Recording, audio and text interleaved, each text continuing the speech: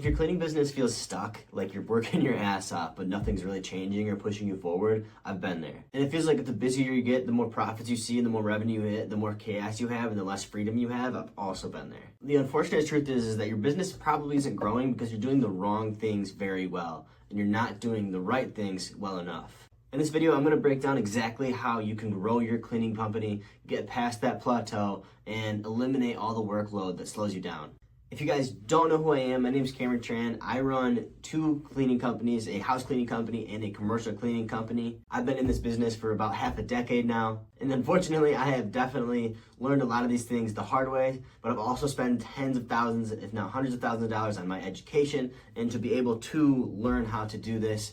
And I want to distill a lot of information into you for this video. A lot of cleaning companies hit a plateau usually because of one of two reasons. One is just because they can't find leads and the marketing isn't there. Or two, they have one-man syndrome where the owner or the operator is doing everything and it's too much and it becomes overwhelming and you reach a cap because you can only do so much. You know, you're doing everything from reacting to the emergencies, scheduling, dispatching, answering the phone, the insurance, answering the emails, everything that goes with running the chaos of a day-to-day business. So let's talk about the things that we can do to fix these issues with delegation, bullseye marketing, and stacking your recurring contracts. So doing the marketing appropriately is one thing. If you have lead flow coming in, but if you don't have the systems to be able to handle that lead flow, then you're just going to be wasting money and not be able to satisfy the clients that you have or that you have coming in. So the things that keep you really busy, especially during the beginning of the day in a house cleaning company, are things like communicating with the cleaners, communicating with the clients that you have for that day, and just making sure the schedule and everything goes right, and then just handling the chaos of the day and the generic problems that happen. Now, on top of that, you have a lot of administrative work when it comes to, just things like accounting, the marketing,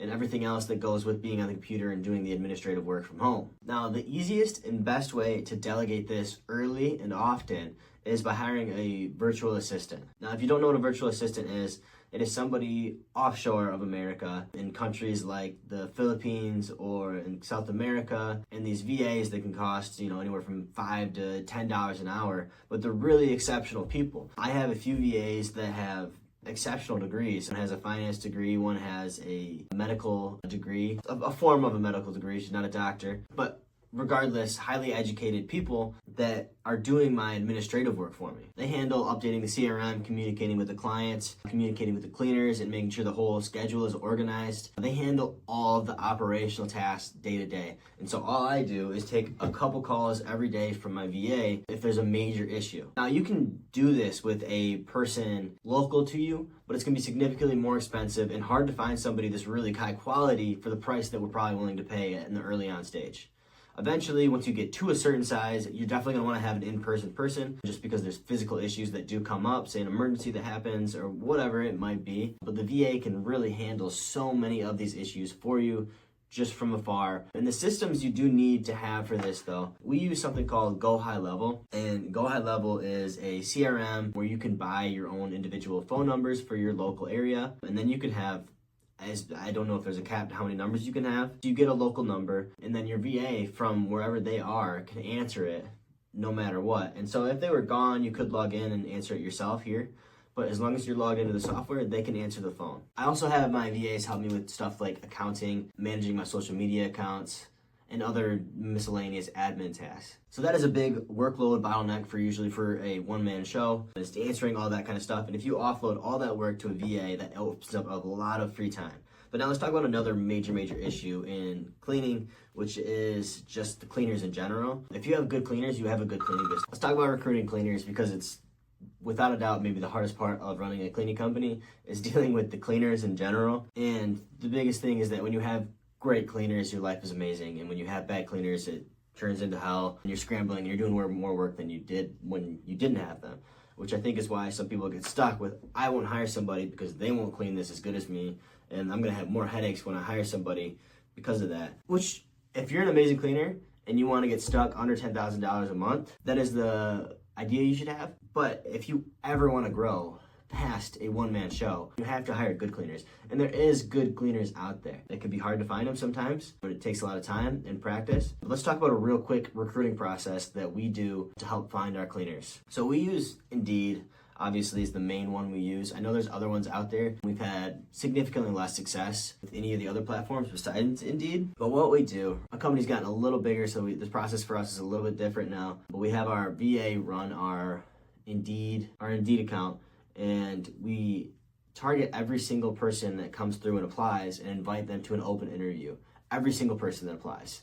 If you apply, we have a weekly video interview every Wednesday at 4:30, and you come in and we have a group interview, and one of our managers does the interview. And typically we get anywhere from 20 to 30 people show up every single week, and then we're making a selection from those amount of people to find a good cleaner. And this process is the only process that we've done that has worked really well, because it allows us to not only invite a bunch of people, because the percentage of people that are going to show up, if you invite 100 people, 25 are going to show up, 30 might show up. It's a really low show up rate just for the interview, and then if they don't show up for the interview, they're obviously not going to show up for the first day. So you're eliminating a large percentage of people right away with that. And then you have the group interview, and then you have 20 people to choose from. And if you have 20 people to choose from, it's much, much easier to find somebody who's actually really good and select somebody who's A class rather than basically picking up from desperation. If you invite 2 people to an interview, one shows up, maybe, and then they're not that good, and you hire them because you need them, you're in a terrible spot, because now you have a shitty cleaner that you're going to have to fire or get rid of, or they're going to quit and not show up, and then you're going to be pulled back in. And so hiring the wrong person is much more costly than this process of finding the right people, especially in the long run. And that is a very simple recruiting process that we do. There is really not that much more to it than that. If you ever do want me to dive into that, I definitely can, because it's such an important factor of the cleaning industry in general. I mean, it is the bottleneck of cleaning industry is the cleaners. It's easy to find good managers. It's easy to find clients, frankly, once you have the marketing in place. Finding good cleaners is difficult. It takes time, and it took us a long time to learn that process. As a matter of fact, I paid a lot of money to learn that process, but it was worth it because it changed the trajectory of our company, because we were able to hire good and quality people on a regular basis. And another thing that's really important about having a good amount of people coming to an interview is that you might have 3 or 4 people that are amazing, but you can only hire one. And so you only hire one. But now it allows you to grow into those cleaners rather than growing into a contract and having no cleaners to take it. Because you don't own a cleaning business yet. You are still working a job. If every time your company grows, quote unquote, you are the one cleaning something. You can't do that forever. And if you are doing that, you don't have a business, you have a job, and you need cleaners to grow into. So you really should have 3 to 5 amazing cleaners in your pipeline, ready to call whenever you want, so that when a job comes up, you can call them, you have a job filled already. So let's talk about marketing real quick, which is usually what everyone wants to talk about. Marketing is the most important thing of your business. Because if you don't have sales, you don't have anything. If there's no clients coming in, then none of the stuff we've talked about yet even matters. If you don't have things to clean, you can't even hire anybody because there's no job for them to do. Marketing is the 20% of the actions that yield 80% of the results for your business, right? This is going to drive you forward. This is what's going to really be the driver of the revenue going forward. And now, I like to practice something, at least in the early stages of a business, called bullseye marketing. And what bullseye marketing is that you toss a bunch of darts at the board. You try Facebook ads, you try Yelp ads, you try local service ads, you try SEO, and you throw everything at the dartboard, and you figure out what's sticking and what is costing me the least amount for the ROI that I'm receiving. What is the highest ROI I'm getting? And you run with it. You dive all the way into that. You stick with that marketing channel and drive it until you reach a point where you've capped it out. And then you diversify your marketing. And I can skip right to what I have found is the holy grail of marketing right now, and house cleaning in particular. The holy grail obviously is Google My Business. If you can rank number 1 or 2 or 3 in Google My Business, that is the best ROI bang for your buck, because those are free. Those are free dials, people calling you, and it's highly incentivized people because they are actively searching for a house clean. It's a very hot lead, right? The next best thing is local service ads, which is just your Google My Business page being put at the top as an advertisement, as like a verified cleaning company. And these leads will cost you anywhere from like $40 to $60. Depends on where you're at. Big city's gonna be more expensive, in a local area it'd be a little cheaper. It really just depends on the competition though, and how many people are competing for the bids. It's just similar to Google pay-per-click ads. But these leads are really warm, really hot, and they come in and you can pay a good amount of money every day and get these leads, and the ROI has been amazing on them. And right now, this is the marketing channel that you need to dive down into. Yeah, so you need to go to Google local service ads, and you have to go through the verification process. You have to prove your LLC and your address and your insurance and some other stuff along those lines. And then you run ads through your Google My Business page. And once it's set up, it's very set it and forget it. And it's really easy marketing campaign to run. Okay, but now you have the leads coming in, you have the business, you have the systems in place, you have the VA handling everything, you have the good cleaners, you have the leads, you have the good cleaners, you have the VA. What's next, right? How do I continue to grow once this becomes a thing? Well, what happens is that a lot of companies get bogged down on these one-time cleans, because we do, as house cleaning companies, get calls for these one-time cleans a lot. Move in, move out turnovers, deep cleaning stuff. Post-construction could be pretty lucrative. But a lot of these one-time, one-off jobs, and frankly, they're not worth it unless it's above a certain size. If you are really early stage and you're doing all the cleaning, it might be worth it just because you're gonna make all the money. If you quote somebody $700 to $1,000 and you do all the cleaning, it only takes you a few hours. That's worth it, in my opinion, probably in the early stage. But once you reach a certain level and you don't want to do any more of the cleaning, you have cleaners and you're paying out. Say a job cost you're charging $500 for a one-time clean.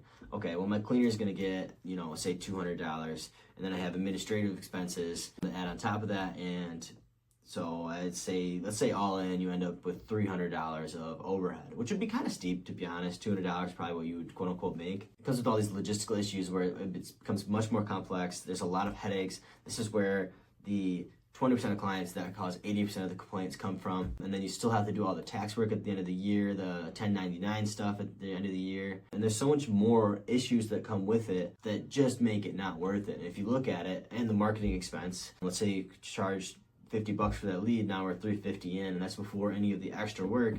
You really make no money. You made $150 off this job the whole year. Was it worth it or not?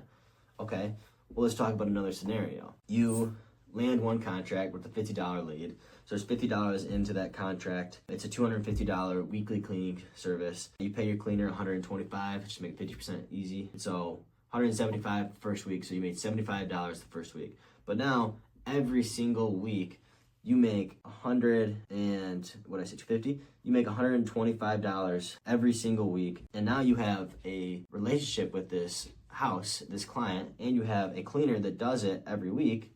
And the VA doesn't have to talk to anybody, and you don't really have to talk to anybody unless there's a major issue. And if you have a good cleaner, the client's happy, they don't want to leave you. Now you have a thing where every single week you clean this house, you make $125, and there's very, very little work that goes into it. And then instead of making, $150 for the year, you make $125 times 52. Say they took 2 weeks off a year. It's $125 times 50 weeks. That's a $66,250 profit client. That's a $12,000 to $13,000 annual contract. But it's how much you make 50 times the amount of money, and you do less work to maintain this contract and continually take care of it. And this recurring revenue is what drives consistency and growth in your business. Because go back to the bullseye marketing thing where, okay, say your one marketing channel lost out and it fails.